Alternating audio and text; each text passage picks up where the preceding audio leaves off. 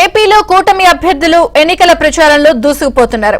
అమలాపురం లోక్సభ కూటమి అభ్యర్థి హరీష్ మాథూర్, రాజోల్ ఎమ్మెల్యే అభ్యర్థి దేవవరప్రసాద్ విస్తృతంగా ఎన్నికల ప్రచారం నిర్వహించారు.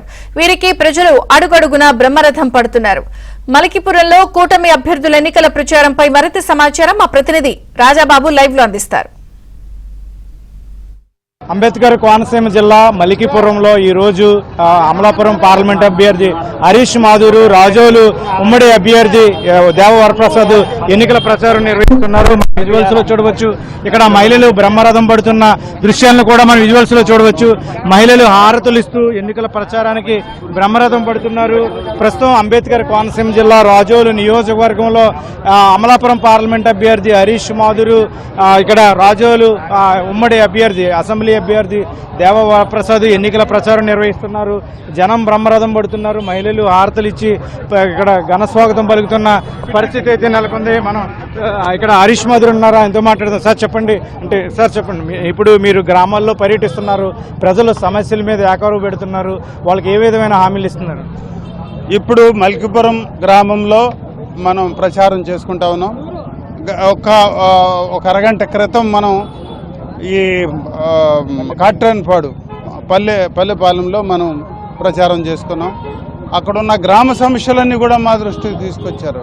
గత 5 సంవత్సరాలుగా ఎలాంటి పరిష్కారం లేని సమస్యలన్నీ మా దృష్టికి తీసుకొచ్చారు. అవన్నీ కూడా పరిష్కారానికి అనువైనయే, చేయొచ్చు.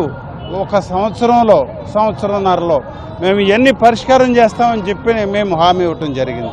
అమలాపురం పార్లమెంట్ అభ్యర్థి హరీష్ మాథూర్ ఉన్నారు. సార్ చెప్పండి, మహిళలు హారతలు ఇస్తున్నారు, బ్రహ్మరథం పడుతున్నారు. ఈ స్పందన చూసి ఏమనిపిస్తుంది? ఎందుకు మీకు ఇంత ఆదరణ లభిస్తుంది ఎన్నికల ప్రచారంలో?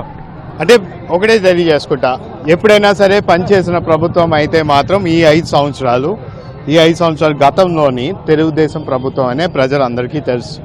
రేపు రాబోయే డబుల్ ఇంజన్ సర్కార్ తెలుగుదేశం, జనసేన, బీజేపీ. ప్రజలు ఖచ్చితంగా వీళ్ళ మీద పూర్తి నమ్మకం ఉంది ఈ 3 పార్టీల మీద.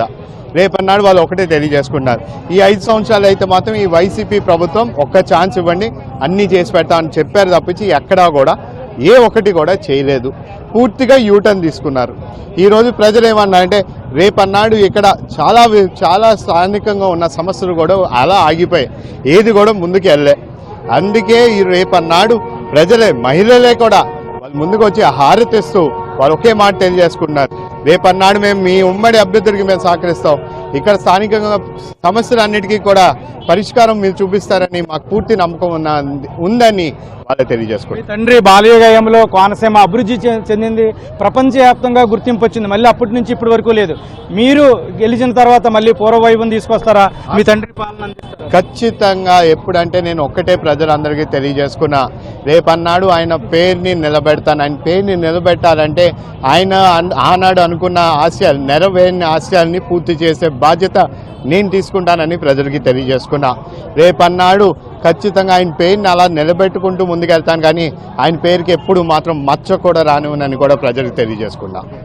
కూడా మనం అమలాపురం పార్లమెంట్ అభ్యర్థి హరీష్ మాథూర్, ఇక్కడ రాజోలు నియోజకవర్గ అసెంబ్లీ అభ్యర్థి దేవవరప్రసాద్ తో కూడా మాట్లాడారు. ప్రస్తుతం అయితే కనుక అంబేద్కర్ కోనసీమ జిల్లా రాజోలు నియోజకవర్గం మలికిపురంలో జరుగుతున్న ఎన్నికల ప్రచారానికి జనం బ్రహ్మరథం పడుతున్నారు. అంబేద్కర్ కోనసీమ జిల్లాను అభివృద్ధి చేస్తామని కూడా అభ్యర్థులు చెప్తున్నారు. ఇది మలికిపురంలో ఎన్నికల ప్రచారానికి సంబంధించిన పరిస్థితి.